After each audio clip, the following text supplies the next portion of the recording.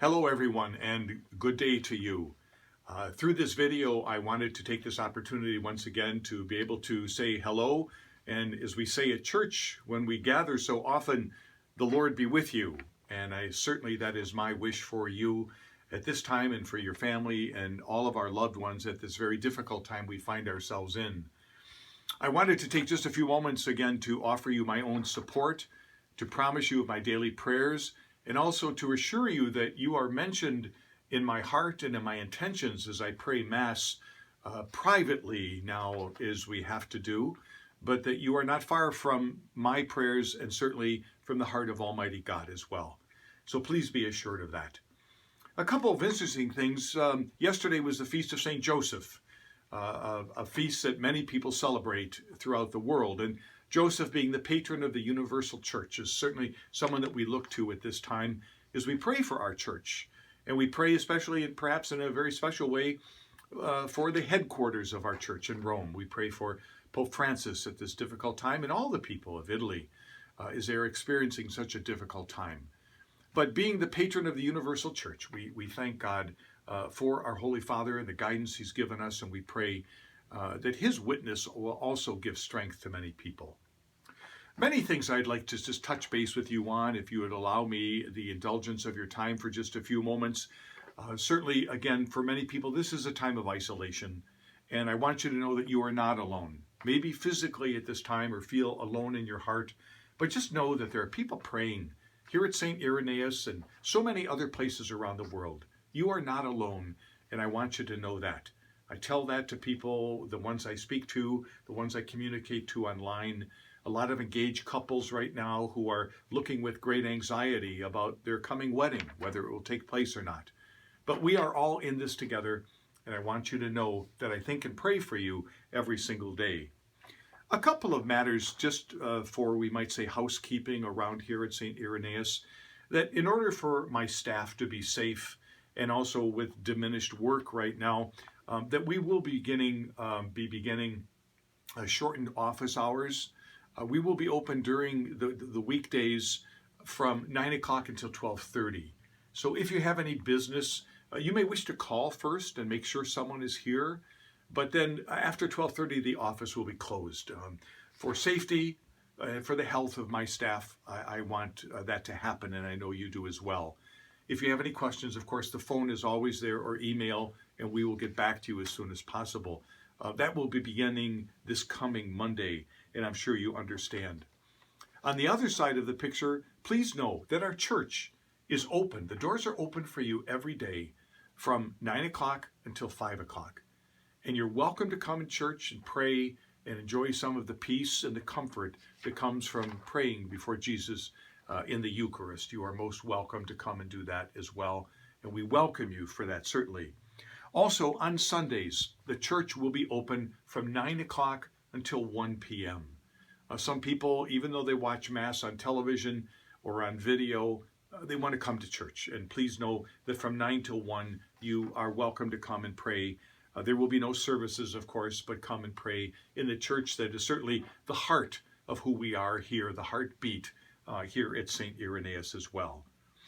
Also, sacramentally, there will be extended times for the sacrament of reconciliation here at St. Irenaeus. It will be on Saturdays from 3:30 until 5 o'clock or even after if the need is there. So if you are looking for that comfort that comes from reconciliation during the season of Lent, please know that I'll be there for you as well.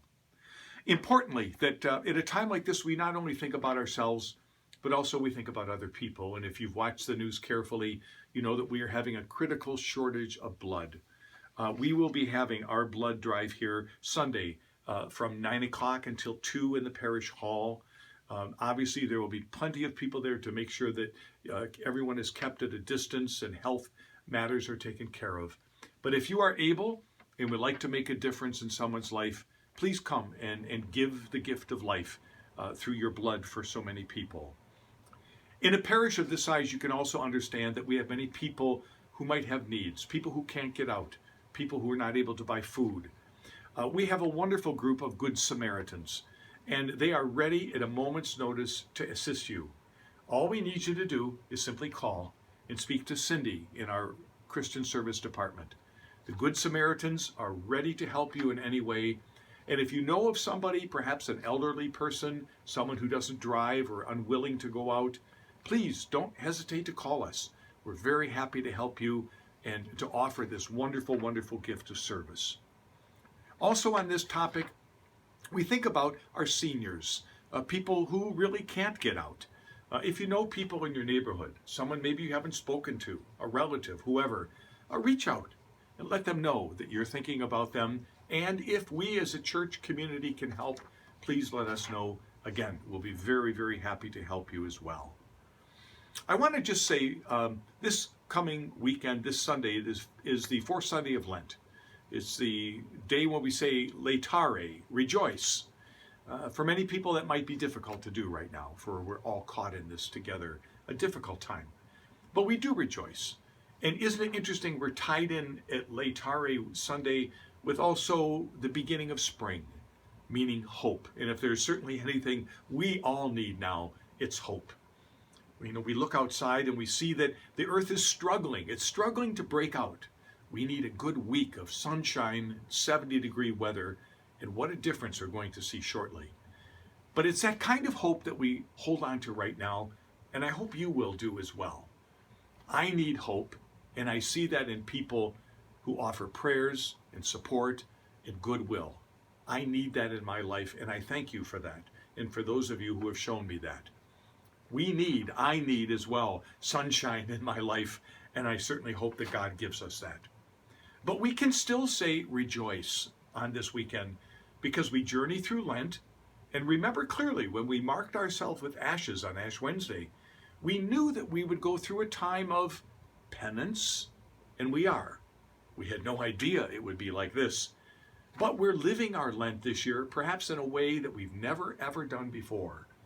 And so we can still do that, confident that like spring, life is ready to break out, like God, who is Emmanuel, with us always.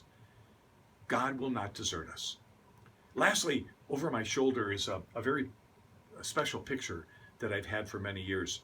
It's a beautiful picture of the face of Christ, and it comes from a painting in the chapel in northern Italy near Padua, the home of St. Anthony, from the Scrovini Chapel, it's called.